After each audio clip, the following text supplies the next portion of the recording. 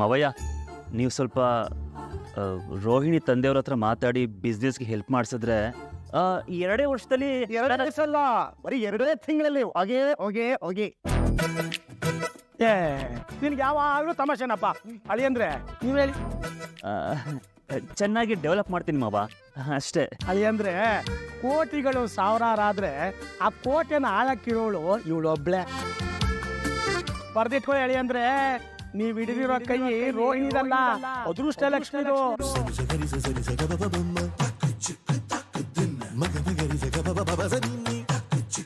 ಅವ್ರು ಬರಬೇಕಾಗಿರೋ ಬ್ಯಾಲೆನ್ಸು ನಿನ್ ಕೈ ಸಿಕ್ಕಿದ್ರೆ ಸಾಕು. ಬ್ರಿಗೇಡ್ ರೋಡ್ನ ಬಾರ್ಗೆ ಬಿಟ್ಟು MG ರೋಡ್ನ ಲೀಸ್ಗೆ ಹಾಕೋಬಹುದು.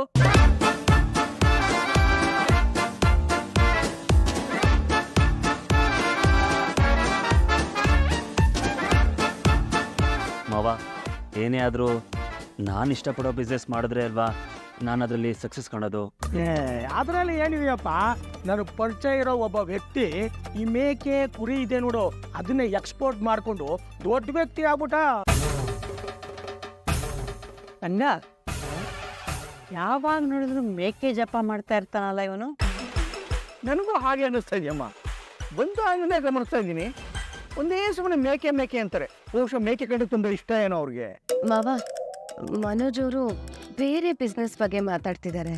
ಮಾವ, ನನಗಿರೋ ಟ್ಯಾಲೆಂಟ್ಗೆ, ನನಗಿರೋ ನಾಲೆಡ್ಜ್ಗೆ ನಾನು ಈ ದೇಶದಲ್ಲ ಯಾವುದಾದ್ರು ಬೇರೆ ದೇಶದಲ್ಲಿ ಇರಬೇಕಾಗಿತ್ತು.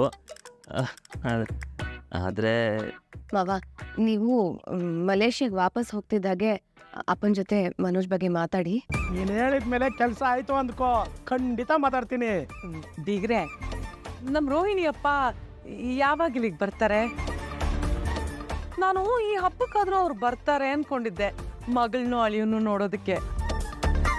ಅಲ್ಲ, ಅವ್ರಿಗೆ ಮಗಳನ್ನ ನೋಡೋ ಆಸೆನೇ ಇಲ್ವಾ? ಹೆತ್ತ ಮಗಳನ್ನ ನೋಡೋಕ್ಕೆ ಯಾವ ತಂದೆ ತಾನೇ ಬರಲ್ಲ ಹೇಳಿ? ಈಕೆ ಒಂದು ಕತೆ ಹೇಳಿದಾಳೆ, ನಾನು ಯಾಕೆ ಇನ್ನೊಂದು ಕತೆ ಹೇಳ್ಬಾರ್ದು?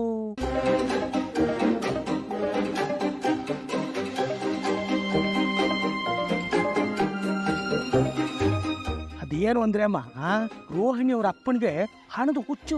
ಯಾವಾಗ ನೋಡಿದ್ರು ದುಡ್ಡು ದುಡ್ಡು ದುಡ್ಡು ಅಂತಾರೆ.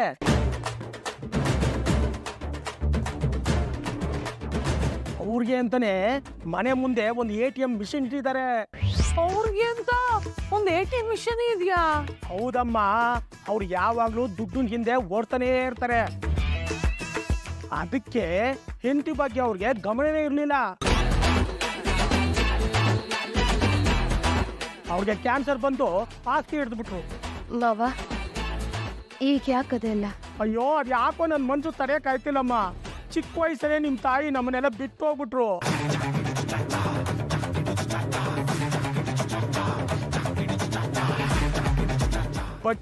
ಬಕೆಟ್ ಕಟ್ಲೆ ಬ್ಲಡ್ ವಾಮಿಟ್ ಮಾಡಿ ಮಾಡಿ ಒಂದಿನ ಸ್ವರ್ಗ ಸೇರ್ಬಿಟ್ರು. ಜೀವನದಲ್ಲಿ ದುಡ್ಡು ಒಂದೇ ಮುಖ್ಯನಾ? ಅದ್ರ ಹಿಂದೆ ಕಣ್ಣಿಗೆ ಬಟ್ಟೆ ಕಟ್ಕೊಂಡು ಓಡಾಡೋರ್ಗೆ ನನ್ನವರು ತನ್ನವರು ಅನ್ನೋದು ಕಾಣೋದೇ ಇಲ್ಲ. ಹೌದೌದು, ನಿಜ ನಿಮ್ಮ ಮಾತು. ಎಷ್ಟೇ ದುಡ್ಡು ಸಂಪಾದನೆ ಮಾಡಿದ್ರು ಮನೆಯವ್ರನ್ನ ದುಡ್ಡಿಂದ ಕೊಂಡ್ಕೊಳಕ್ಕಾಗತ್ತಾ? ಕರೆಕ್ಟು. ದುಡ್ಡು ಕೊಟ್ರೆ ಹೋಗಿರೋ ಜೀವ ವಾಪಸ್ ಬರ್ತದ? ಆ ಕೋಪನೆ ರೋಹಿಣಿಗೆ ಅವ್ರ ಅಪ್ಪನ ಮೇಲೆ.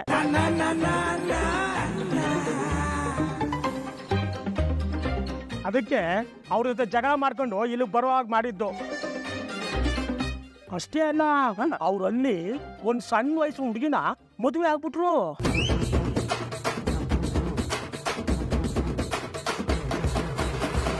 ಅಯ್ಯೋ, ಅದ್ರಲ್ಲಿ ಏನಿದೆ ಬಿಡಿ. ಪಾಪ ವಯಸ್ಸಾದ ಕಾಲದಲ್ಲಿ ಅವ್ರಿಗೂ ಜೊತೆ ಬೇಡ್ವೆ? ಅದ್ ಹೆಂಗಾಗುತ್ತೆ ಹೇಳಿ? ಈಗ ಒಂದು ಉದಾಹರಣೆ ಕೊಡ್ತೀನಿ. ನೀವು ಸತ್ತೋದ್ರಿ ಅಂತ ಅನ್ಕೊಳ್ಳಿ.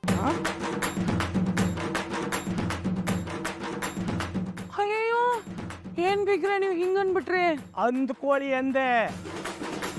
ಈಗ ನೀವು ಸತ್ತೋದ್ 3 ತಿಂಗಳಲ್ಲಿ ನಿಮ್ಮ ಮನೆಯವರು ಇನ್ನೊಂದು ಹುಡುಗಿನ ಮದುವೆ ಆದ್ರೆ ನಿಮ್ಮ ಮಕ್ಕಳು ಒಪ್ಕೋತಾರ? ತಂದೆ ಅಂತ ಅವ್ರನ್ನ ಮನ್ಸಾರ ಕರೀತಾರ? ನೀವೇ ಹೇಳಿ. ಅಲ್ಲ, ನಿಮ್ಗೆ ಉದಾಹರಣೆ ಕೊಡೋದಕ್ಕೆ ನಾನೇ ಸಿಕ್ಕಿದ್ನಾ? ವಿಷಯ ಅರ್ಥ ಮಾಡ್ಕೊಳ್ಳಿಮ್ಮ. ಹಾಗೆ ಮಾಡಿದ್ರೆ ನಮ್ಮ ರೋಹಿಣಿಗೆ ಕೋಪ ಬರಲ್ವಾ? ಅಲ್ಲ, ಮೊದಲನೇ ಹೆಂಡ್ತಿನೇ ಸರಿಯಾಗಿ ನೋಡ್ಕೊಳ್ದಲೆ ಅವಳು ತೀರ್ ಹೋದ್ಲು ಅಂತೀರ. ಈಗ ಮತ್ತೊಂದು ಮದುವೆ ಬೇಕಿತ್ತಾ? ಮಗಳ ಬಗ್ಗೆ ಅವ್ರಿಗೆ ಯಾವ ಯೋಚನೆನೂ ಇಲ್ವಾ? ಅವ್ರಿಗೆ ಮಗಳ ಬಗ್ಗೆ ಯೋಚನೆ ಪ್ರೀತಿ ಎಲ್ಲ ಇದೆ. ಆದ್ರೆ ರೋಹಿಣಿ ಅಲ್ಲಿ ಬರೋದೇ ಇಲ್ಲ ಅಂತಿದ್ದಾಳೆ.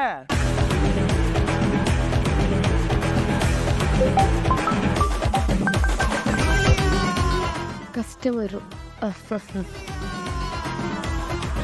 ಅಲ್ಲ, ನೀವೇ ಆಕೆಗೆ ಒಂದು ಮಾತು ಹೇಳಿ ಸಮಾಧಾನ ಮಾಡಿ ತಂದೆ ಮಗಳನ್ನ ಒಂದ್ ಮಾಡ್ದೇನಲ್ಲ.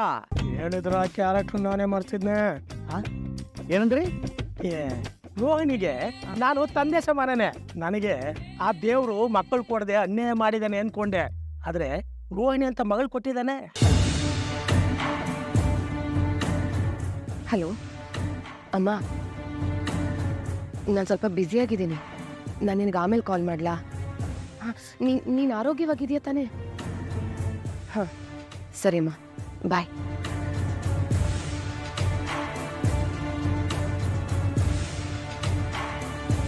ರೋಹಿಣಿ ಅವ್ರ ತಾಯಿ ಇದ್ದಿದ್ರೆ ಅವರೇ ಮುಂದೆ ನಿಂತ್ಕೊಂಡು ಎಲ್ಲ ಶಾಸ್ತ್ರ ಮಾಡ್ತಿದ್ರು. ಏನ್ ಮಾಡೋದು, ಹಾಗೆ ಸತ್ತು ಯಾವ ಲೋಕದಲ್ಲಿದ್ದಾರೋ ಏನು. ಸಾಕು ನಿಲ್ಸಿ.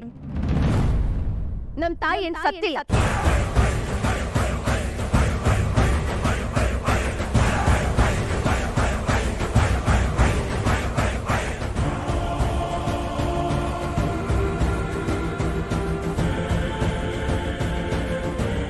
ಅಂದ್ರೆ ಅವರು ಸತ್ತಿಲ್ಲ. ಯಾವಾಗಲೂ ನನ್ನ ನೆನಪಲ್ಲಿ, ನನ್ನ ಹೃದಯದಲ್ಲೇ ಇದ್ದಾರೆ ಅಂತ ನಾನು ನಂಬಿದ್ದೀನಿ.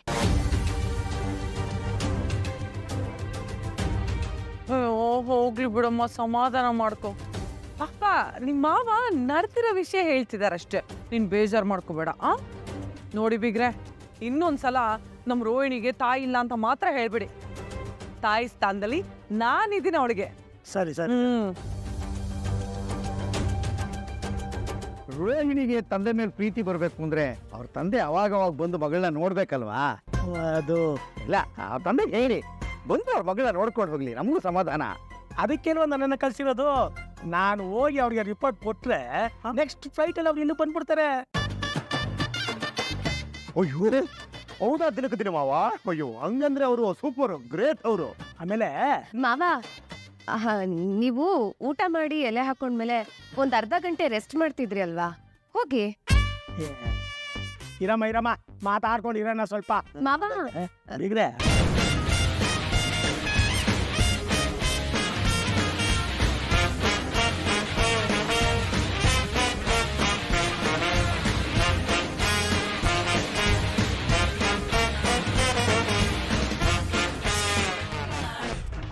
ಇವ್ ನಿಜವಾಗ್ಲೂ ರೋಹಿಣಿ ಮಾವನಿಂದ ಮಲೇಷ್ಯಾದಿಂದ ಬಂದಿದ್ದಾನ?